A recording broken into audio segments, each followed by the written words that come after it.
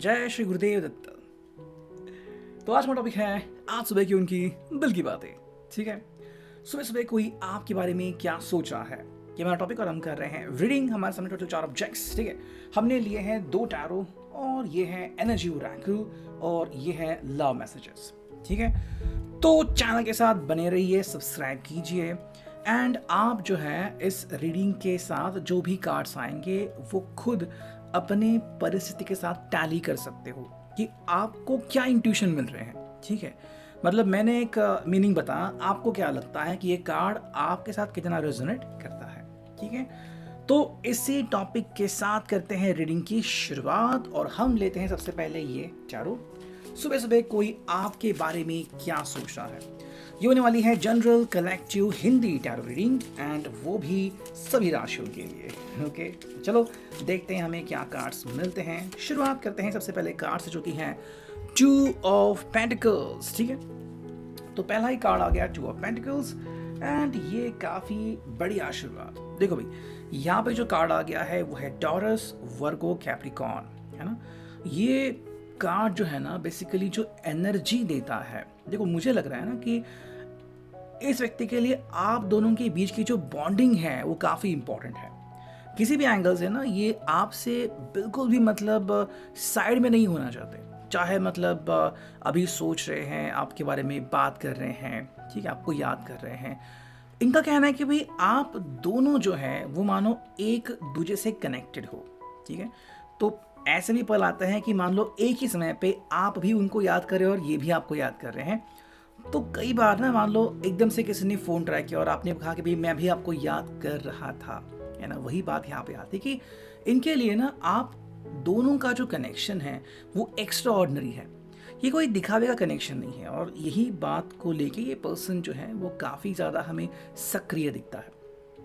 देखो वो जो भी प्रयास करते हैं ना वो इस लिहाज से करते हैं कि आपके सामने ना इनकी जो ये अवस्था है कि वो आपको कितना याद करते हैं या फिर कितना तड़पते हैं, ठीक है, वो आनी चाहिए। और उनको लगता है कि भाई आप भी बिल्कुल उसी ट्रैक पे हो। मतलब ये नहीं कि आपको एकदम से मतलब कम अट्रैक्शन और इनको बहुत ज़्यादा है, नहीं, आप दोनों जो है वो साथ साथ में आगे बढ़ रहे हो।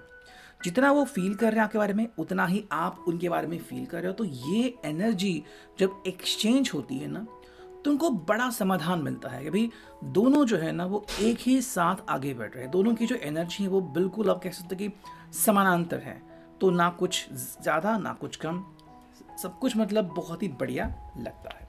सेकेंड जो टारो हमें यहाँ पे मिल गया है, सेकेंड टारो कार्ड देखो ये आ चुका है द हैंगमैन। ठीक है, अब यहाँ पे बात आती है कि भी ये पर्सन कई बार ना मतलब समय रेखा तय करता है कि भाई इतने समय रेखा में मैं कोई डिसीजन लूँगा, लेकिन वैसा कुछ होता ही नहीं। अब उसके पीछे की जो वजह है वो काफ़ी आई थिंक फ़नी लगती है आपको, या फिर लग सकता है कि देखो ये ना मतलब बहुत ज़्यादा समय जो है वो सोचने में बिताते हैं, नेक्स्ट क्या होगा, आप क्या सोचते हो, आपकी फीलिंग्स क्या है, क्या आप इनको सपोर्ट करते हो, आने वाला कल कैसा हो सकता है। तो ये जो इनकी जो सोचने की जो आदत है वो कई बार इनको भविष्य में लेके जाती है कि भी कल ये होगा कल वो होगा। तो बेसिकली क्या होता है ना कि जब मूवमेंट आता है कि आप कोई डिसीजन लो, ये डिसीजन ले नहीं पाते उनके हिसाब से, भाई ये होगा तो मैं क्या करूँ, अगर वो होगा तो क्या करूँ। तो देखो यहाँ पे ना इनको लगता है कि किसी किसी बात को लेके ना आप दोनों जो है वो कयास बांधते हो कि हाँ ये हो सकता है या फिर ये होने वाला है, लेकिन क्या होगा ये कई बार अनिश्चित होता है। तो ये जो अनिश्चित की एनर्जी वो यहाँ पे दिखती थी हैंगमैन। ठीक है, एंड इसीलिए अगर आप कोई लंबा प्लान बना रहे हो कि ठीक है 1 महीने बाद 1 साल के बाद, तो कई बार आपको दिखता है कि मतलब प्लान के करीब करीब थोड़ा कभी कभी देर हो जाती है। और कई बार जो होते हैं ना वो प्लान एकदम से एक्सटेंड होते हैं, मान लो 1 साल की जगह 1.5 साल 2 साल। आपने कई बार देखा भी होगा कि इसलिए होता है कि जो उनका कयास है वो कई बार फिट नहीं बैठता, या फिर वो कयास से ही कहते कि भी ऐसा कैसे चलेगा, है ना। तो मुझे इतनी जल्दी ये चीज़ नहीं करनी चाहिए और इसलिए पर्सन जो है वो कई बार अपना डिसीजन नहीं ले पाता। देखो थर्ड जो कार्ड आ गया 10 ऑफ सॉर्ड्स। देखो कई बार ना इनको लगता है कि बातें करने के लिए दोनों के बीच बहुत सारी बातें हैं, ठीक है, एंड ऐसा भी लगता है कि मान लो बातें करने की ज़रूरत है ही नहीं। अगर आप दोनों सिर्फ एक दूसरे का फ़ोटो भी देख लो ना, या फिर एक दूसरे के सामने आ जाओ और बस आंखों में देख लो, तो मान लो बहुत कुछ आप शेयर करते हो। तो इसके लिए कुछ आपको एक्स्ट्रा करने की ज़रूरत नहीं है कि हक्सन केसेस की या फिर सबको दिखा कि हम देखो हम कितने क्यूट कपल है, हम साथ में घूमते हैं वगैरह। यहाँ पे जो चीज़ आती है कि दोनों की जो एनर्जी है ना वो बहुत ज़्यादा कनेक्टेड रहती है। आई थिंक अगर आप इनको अभी याद कर रहे हो कि क्या ये सोच रहे हैं, या फिर अगर ये मुझसे फ़िलहाल बात नहीं कर रहे हैं, मेरे से दूर है, तो आप वही कह रहे हो कि अभी भी मतलब ऐसा नहीं कि आपने उनको फ़ोन करना चाहिए। आज भी अगर आप खुद उनकी तस्वीर देखते हो तो लगता है कि मान लो आप उनसे बात कर रहे हो और उनसे जो वाइब्स मिलती है तस्वीर से, आप उससे खुश होता हो कि ठीक है भाई, ये जो वाइब मुझे मिली, जो तरंगे मुझे मिली है, मैं उससे खुश हूँ। रियल में वो पर्सन क्या बोलेगा क्या नहीं बोलेगा कई बार आपको पता होता है, नहीं पता होता, लेकिन जो कहते हैं ना कि भाई क्या हम सिर्फ उनके साए से खुश हैं, तो जवाब मेरे हिसाब से यहाँ पे दोनों तरफ से हाँ आ सकता है। ठीक है कि हाँ, दोनों का हसाया जो है वो आपको मतलब काफ़ी ज़्यादा पावरफुल एनर्जी भेज देता है। नेक्स्ट अगर हम देखते हैं कि हमें यहाँ पे क्या कार्ड मिलता है, देखो ये मिला है दी एम्परर। ठीक है, एरीज।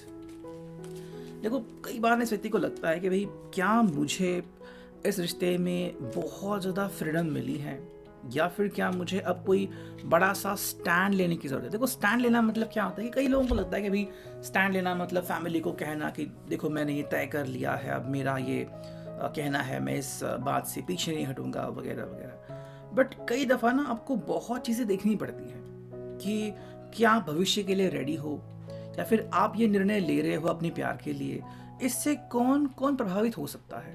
ठीक है, और जो लोग प्रभावित होंगे उनका आपके प्रति जो देखने का क्राइटेरिया होगा वो क्या होगा। कल आप मतलब एकदम से खुश होंगे, या फिर कल आपके सामने कोई चुनौती आएगी, अगर कोई चुनौती आ रही है तो उसके लिए कौन तैयार है, तो वो बात यहाँ पे इम्पोर्टेंट आती है। देखो एम्परर जब कार्ड आता है ना तो ये रिस्पॉन्सिबिलिटी बताता है कि आर यू रेडी। ठीक है, क्या आप उसके लिए रेडी हो। अगर आप ये कह रहे हो तो ठीक है, कोई बात नहीं। देखो जैसे कि कुछ लोग होते हैं वो कहते हैं कि भाई हमें बस अभी कम्युनिकेशन करना है, बस बातें करनी है। फिर कुछ लोग कहते हैं कि भाई हमें बस रोमांस करना है, यानी कि वो इसके परे अभी नहीं सोच रहे हैं कि रिस्पॉन्सिबिलिटी आ जाएगी या फिर हम डायरेक्टली अब शादी करेंगे या फिर इतनी सारी रिस्पॉन्सिबिलिटी आएगी, वो नहीं सोचते। उनके हिसाब से भाई अभी मेरे लिए जो टास्क है वो ये है रोमांस या फिर बस क्यूट सी लव स्टोरी, दैट्स इट। लेकिन जब बात आती है रियल लाइफ की तो वहाँ पे आपके सामने चुनौतियाँ सामने आती हैं, तो क्या तब आप दोनों उसके लिए रेडी होते हो या नहीं, ये देखना इस पर्सन के लिए इम्पोर्टेंट बन जाता है। वही अगर हम देखते हैं कि सेकंड टैरो हमें क्या कार्ड दिखाता है। देखो ये जो एनर्जी आपकी भी हो सकती है या फिर डायरेक्टली सिर्फ उनकी। देखो ये है नाइट ऑफ पेंटिकल्स।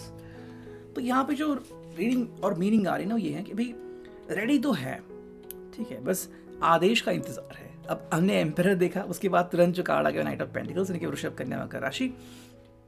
देखो यहाँ पे ना हलचल बहुत इंपॉर्टेंट है कि जुनूनियत से ना आपको तुरंत एक्शन लेना है। अब आप कितनी जल्दी एक्शन लेते हो या फिर ये कितनी जल्दी एक्शन लेते हैं, ये देखना काफ़ी इंपॉर्टेंट है। देखो यहाँ पे क्या होता है ना कि आप अगर आगे बढ़ रहे हो तो सामने वाला पर्सन कितना रेडी है ये भी आपको देखना पड़ता है।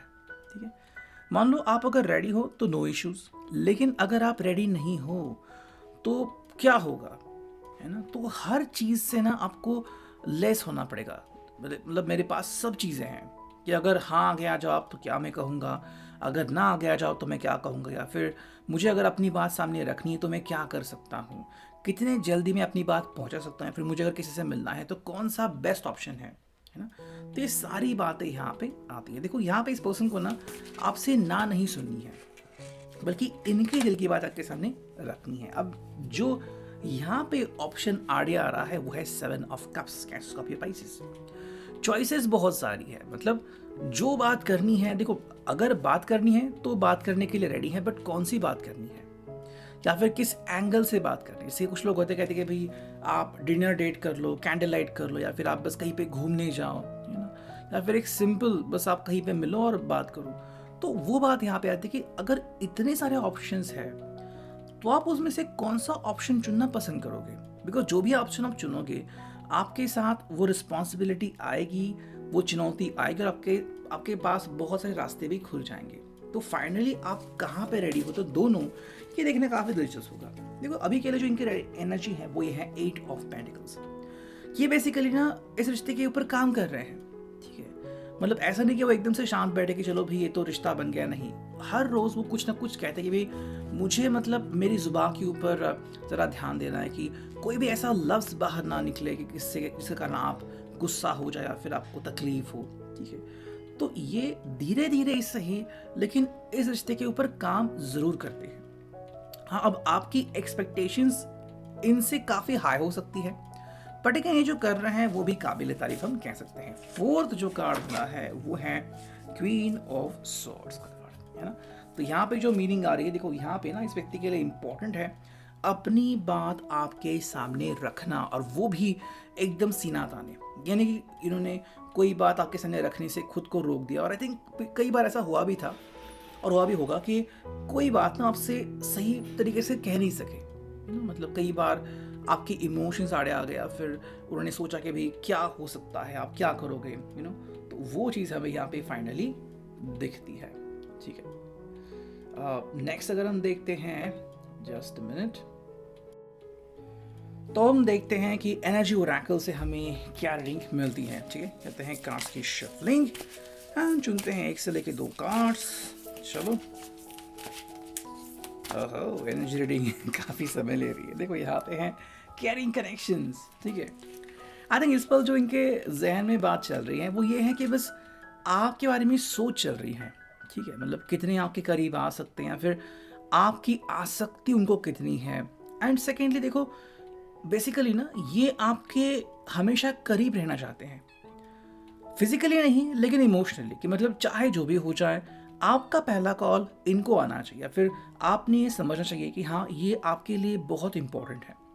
देखो ये आपकी केयर करते हैं, चाहे आपको कोई गिफ्ट देना हो, आपको फूल देना, फिर आपके बारे में सोचना हो, आपको सरप्राइज़ देना हो, ये ऐसे बहुत सारे प्रयास करने की कोशिश करते रहते हैं, ठीक है। अब इसमें से कितनी कोशिशें रंग लाती हैं, कितनी कोशिशें वो कर पाते हैं, वो तो दूर की बात है। बट अभी जो उनके ख्यालात है कि भाई क्या ये आपके लिए कुछ एक्स्ट्रा ऑर्डिनरी स्पेशल सरप्राइजिंग कर सकते हैं या नहीं, ठीक है। सेकेंड जो कार्ड हमें यहाँ पे मिला है, ओके, पता नहीं इसके लिए कितना टाइम लेगा, चलो ये आ गया, जो कि है वुमेन होल्डिंग द हार्ट। देखो ये मान के चल रहे हैं ना कि आप भी उनका उतना ही मतलब इंतज़ार कर रहे हो जितना कि ये कर रहे हैं, ठीक है। और अगर आपसे दूर जा चुके हैं किसी कारण से, तो उनको लगता है कि भी समय वो ज़रूर आएगा जब ये आपके करीब आ जाएंगे। देखो ये आपके बिना पहली बात तो रह नहीं सकते, बट कई दफ़ा ना हम चीज़ों के बारे में प्रिडिक्शन नहीं कर सकते कि हालात कब एकदम से सही हो जाएंगे, बिकॉज हर एक की जो परिस्थिति है वो अलग अलग होती है ना। तो इसी के लिए पर्सन कह रहा है कि भाई मेरे तो मन में ये बातें हैं and I want to connect with you, ठीक है। लेकिन जब सही समय आ जाएगा तो आप जान जाओगे कि ये एग्जैक्टली आपसे कितना प्यार करते हैं, या फिर ये आपसे क्या कहना चाहते हैं। नेक्स्ट अगर हम देखते हैं कि हमें यहाँ पे लव मैसेजेस क्या मिले हैं, देखो पहला जो मैसेज है वो है I love it, just minute, okay, I love it when you dance like nobody is watching. मतलब जब आप इनसे इतना प्यार करते हो कि मान लो आपकी खुशी का ठिकाना नहीं रहता, आप नाचते हो, झूमते हो, मान लो कोई है ही नहीं बाकी, सिर्फ ये आपके साथ है, मतलब इनके साथ बिना किसी दिक्कत के खुशियाँ बांटना, ये उनके लिए ना सबसे प्यारी बात होती है, ठीक है। नेक्स्ट अगर हम देखते हैं कि हमें यहाँ पे क्या एक और मैसेजेस मिला है, लव मैसेजेस, और ये आ चुका है, देखो, आई love you, I love that you know me by heart. मतलब आप जो है इनको हार्ट से जानते हो, इनको दिल से जानते हो, और ये बात इनको बहुत ज़्यादा खूबसूरत लगती है। फिर अगर हम तीसरे कार्ड देखें तो यहाँ पे है I love you because you always laugh at my jokes even when they are terrible. मतलब चाहे मतलब ये कोई भी बात करे, आप कई बार इनकी बातों को सपोर्ट करते हो, कई बार आप कहते हैं कि हाँ तुम मतलब बहुत एफर्ट्स करते हो मेरे लिए, बहुत सारा प्रयत्न करते हो, तो ये चीज़ उनको बहुत अच्छी लगती है कि भाई एटलीस्ट आप ये अग्री करते हो कि ये पर्सन आपके लिए कोई ना कोई काम कर रहा है, और यहीं पे इनको आपके ऊपर नाज है। तो ये था अभी के लिए reading, I hope it will resonate. मिलते हैं नेक्स्ट रीडिंग में, टिल देन टेक केयर।